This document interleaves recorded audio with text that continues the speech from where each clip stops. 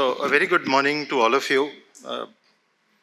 Very difficult to replicate a Punjabi, but being a Punjabi myself and speaking after Amrita, who talked about Bob Dylan.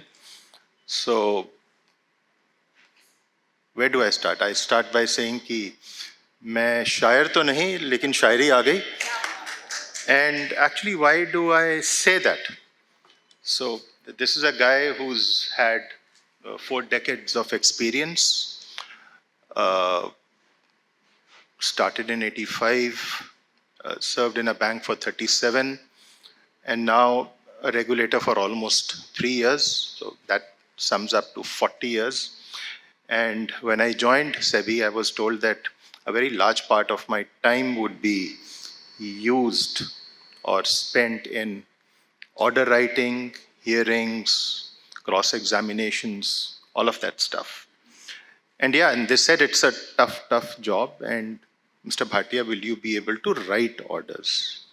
So a non-legal guy who's done physics and mathematics and with no legal background whatsoever, doing legal work, that takes away about maybe 50% of my time currently. And today, 3 years later, if I were to ask myself what is the most interesting thing I do, I say I protect the interests of the investors by writing some orders and trying to do it as meaningfully as possible, because it takes away a lot of passion, it takes away emotion, it takes away energy, but at the same time to also ensure that you are doing the right stuff, because the lawyers would have given you so much text, so many arguments, and you've got to maybe judge the other way, looking at whatever has happened. So it's been a very interesting journey, and in a way, this is like a dream, right? You are talking to lawyers, you're not a lawyer yourself. And as I speak, I'm also in the dock. You know, there's going to be a decision very soon in the High Court. All of you would have read the paper, so call it serendipity, but that is life. So all you distinguished members of the legal fraternity, a very good morning. As I said, I've been a career banker and probably one of the very few in this room who has never been at bar. However, I had to don the proverbial judge bench wig, since a large part of my stint in SEBI as whole-time member demands passing of quasi-judicial orders spanning diverse fields of security law. The quasi-judicial role entails hearing alleged offenders of securities laws in respect of SEBI's case against them, determining whether a securities law violation has been committed, and finding the best way to deal with such violation. All this is done in a special quasi-judicial space carved out within SEBI itself, separated from rule-making and rule enforcement functions. The space is sacrosanct in procedural propriety, impartiality, and commitment to do the right thing by the object of the law. SEBI has tremendously wide and far-reaching powers under the SEBI Act, Depositories Act, Securities Contracts Act, and the Companies Act to issue directions, disgorge on unlawful gains, levy penalties. These powers are exercised through the quasi-judicial powers that I exercise. Thus, in addition to the plethora of regulations and circulars, SEBI's activity has actually been prolific as far as enforcement goes. SEBI has issued a total of 1,400 quasi-judicial orders in financial year 24. And I'm pleased to say that approximately 92% of appeals filed before the Honorable SAT and approximately 77% of appeals filed before the Supreme Court against SEBI orders were disposed of in our favor in FY24. The effectiveness of SEBI's enforcement actions can be gauged from the constant rising number of matters being settled by notices. In financial years 22 and 23, the average number of notices who filed settlement applications was around 10%. This has now increased to 35% in financial year 24, and this year this number has risen to 42%.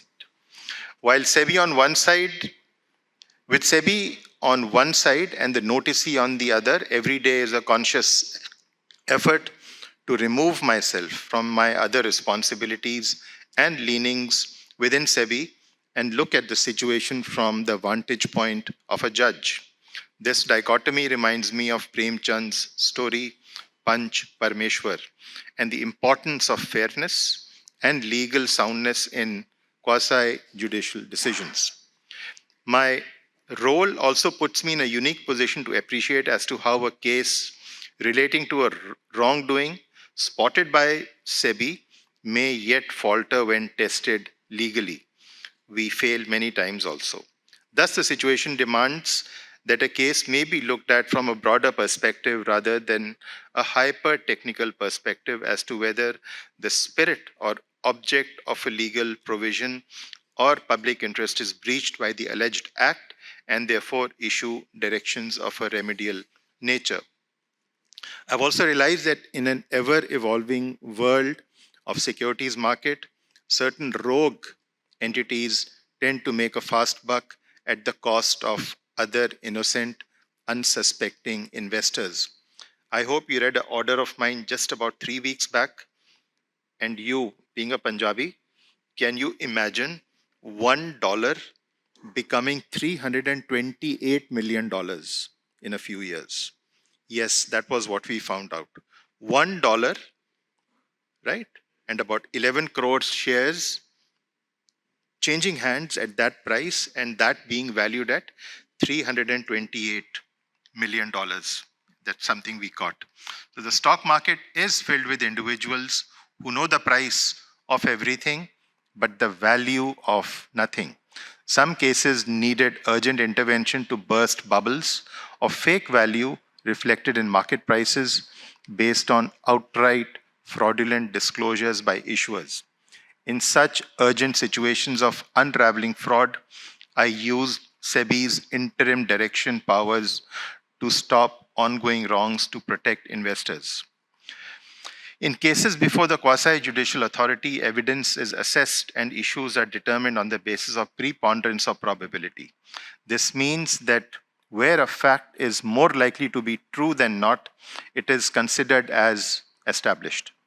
This is unlike the evidentiary rule in criminal cases where a fact needs to be proved beyond reasonable doubt. This is in line with the position that graver consequences of criminal cases merit conclusive proof. Therefore, the civil cases before SEBI's quasi-judicial authorities are not held to the same strict test of evidence as criminal cases, though stronger evidence leads to a better enforcement outcome. Some commonly witnessed serious corporate governance issues in recent times include fraudulent engineering of financial statements, sometimes accompanied by large-scale diversion of funds, similarly circular transactions of funds between related parties, fraudulent preferential allotments of shares, and all this aided and abetted by planted independent directors and rubber stamp audit committees, which conveniently turn a Nelson's eye to such misconduct. The management of certain companies has sometimes been seen to preside over corporate breaches or fraud. Different situations require different kinds of intervention. Such interventions need to be suitably curated to the peculiar facts of the case. For violations of law, quasi-judicial authorities may restrain executive functionaries from accessing the market. I would like to share some real-world examples of corporate wrongdoing.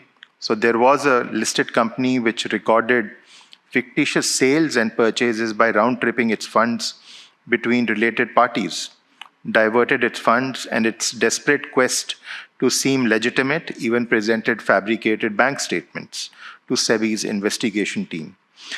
They were listed companies originally supposed to providing software or shipping services, which morphed into entities trading heavily in agriculture commodities to defraud the GST authorities, since agriculture commodities were tax exempt.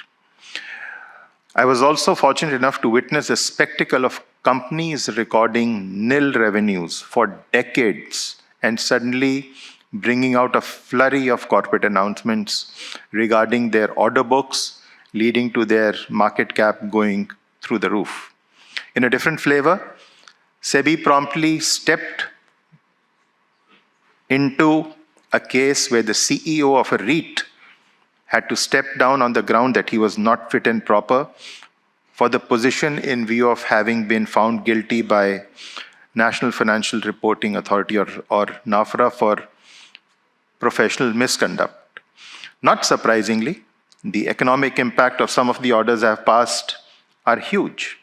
3 of my recent orders were meant to preserve a cumulative investor wealth of approximately 22,000 crores, which is something that I consider as a matter of immense professional satisfaction. I'm also sure that all of these guys are going to appeal the orders in SAT also, saying that they are right, no wrong can be done by them. Quasi-judicial judicial decisions have far-reaching impact not only upon the parties to the proceedings, but also on the wider market. Feedback received in respect of orders reveal the scope of their impact. In terms of intended regulatory impact, some orders serve as signals to remind market participants of their obligations or fiduciary duties. Some others are meant to deter serious misconduct, and all orders are expected to alert investors.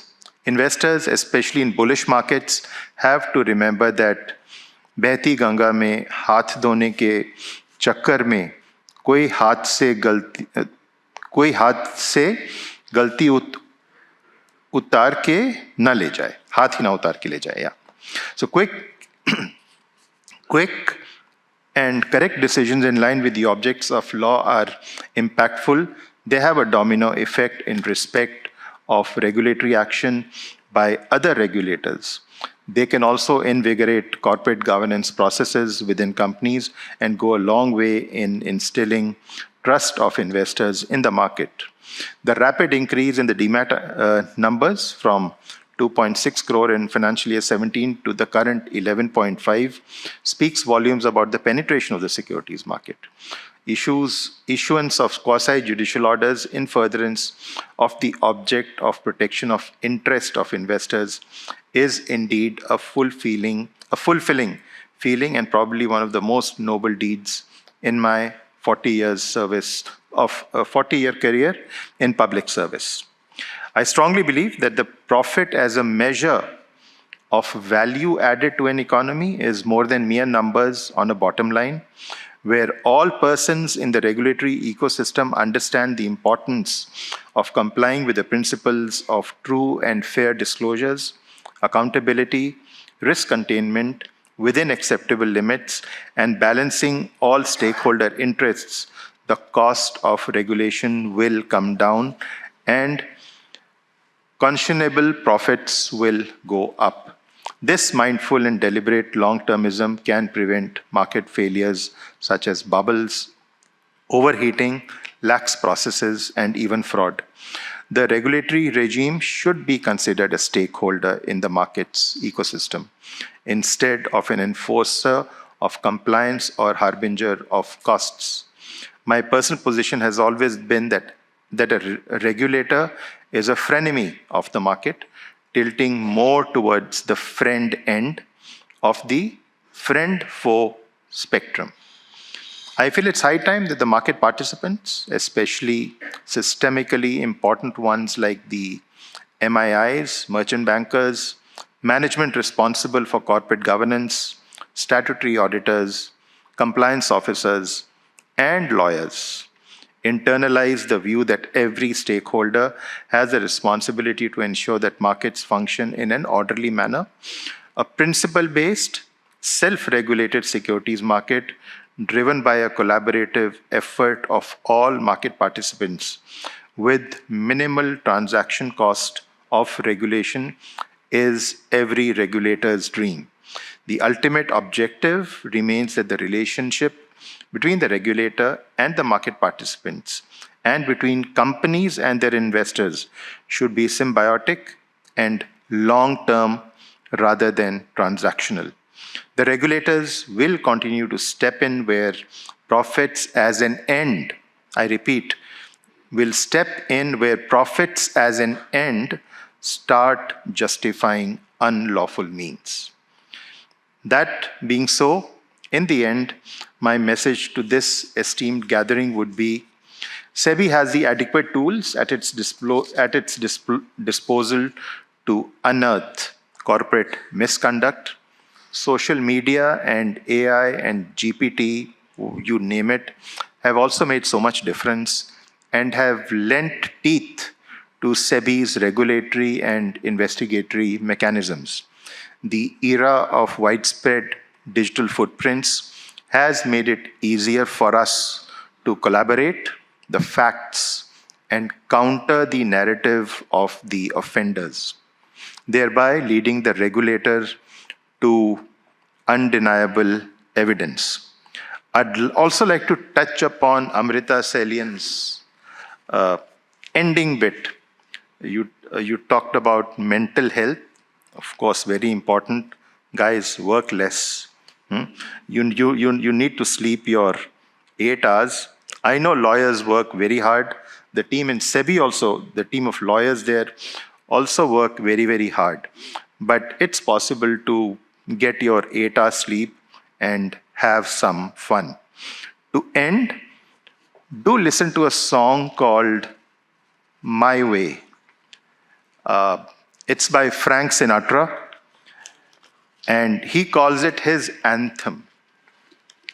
And yeah, do it your way, do it well. Wish you all the very best, and Jai Hind. Thank you.